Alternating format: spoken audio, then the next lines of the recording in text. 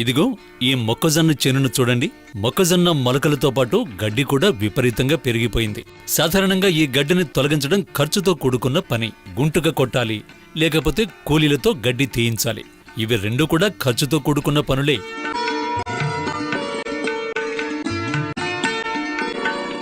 అయితే కరీంనగర్ జిల్లా గొల్లపల్లికి చెందిన రైతులు మాత్రం కాస్త వినూత్నంగా ఆలోచించారు. సంప్రదాయ పద్ధతిని పక్కన పెట్టేశారు. సరికొత్త విధానంతో పంటలు కలుపు తీస్తున్నారు. గొల్లపల్లికి చెందిన ఐలయ్య అనే రైతు ఇదిగో ఇలా సరికొత్త పరికరాన్ని రూపొందించారు. ఇంట్లో ఉన్న పాత సైకిల్కు స్వల్ప మార్పులు చేసి చేలలో ఉన్న గడ్డిని తొలగిస్తున్నారు. సైకిల్ వెనుక చక్రం మరియు సీటును తొలగించి సైకిల్ హ్యాండిల్ భాగాన్ని సీటు వద్ద అమర్చారు. వెనుక చక్రం ఉండాల్సిన ప్రాంతంలో ఓ పలుగును అమర్చారు. నేను 2 ఎకరాలు మక్క వేసిన. 2 ఎకరాలు మక్క ఎత్తే అది మొలిసిన సంది ఇంత దాకా కూలీలకు తిరిగి అట్లా వచ్చింది. ఏదో ఈ పాత సైకిల్ చూసిన ఒక ఆలోచన వచ్చిన వాళ్ళే వెల్డింగ్ షాప్ అయిన దగ్గర కొంచెం అయిన వాళ్ళే దీనికి ఇట్లా చేయొచ్చు అయిన వాళ్ళే చూద్దామని చేసింది. చూసిన వాళ్ళే చేనులో వచ్చి దున్నారు, సక్సెస్ అయింది.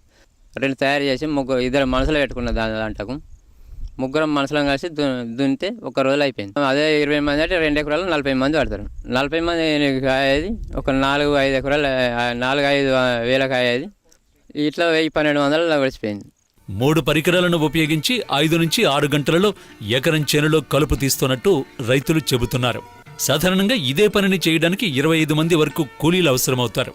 ఒక్కొక్కరికి 150 రూపాయల కూలీ చెల్లించాలి. మొత్తంగా 25 మందికి 4000 వరకు ఖర్చవుతుంది. కానీ ఈ పరికరంతో కేవలం 1200 రూపాయలతో పంటలో కలుపు తీత పూర్తవుతుందని రైతులు అంటున్నారు.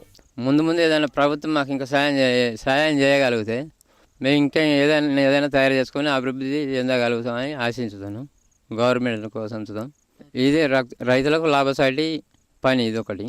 దీన్ని మాత్రం ఈ పాత సైకిల్ మాత్రం పారేయకుండా అందరూ రైతులు ఇట్లా తయారు చేసుకుంటే మంచి అభివృద్ధి చెందగలుగుతారని ఆశించుతాను. కేవలం తమ పొలంలో కలుపు తీయడమే కాదు, ఇతర రైతుల చేలలోకి కూలీకి వెళ్లి డబ్బులు సంపాదిస్తున్నారు. కూలీల అవసరం లేకపోవడం వల్ల ఖర్చు కూడా తగ్గింది. దీంతో ఆర్థికంగా నిలదొక్కుంటున్నారు రైతులు. అయితే ప్రభుత్వం కూడా ప్రోత్సాహం అందిస్తే మరిన్ని పరికరాలు తయారు చేస్తానని ఈ రైతు చెబుతున్నాడు. 6 టీవీ న్యూస్, కరీంనగర్.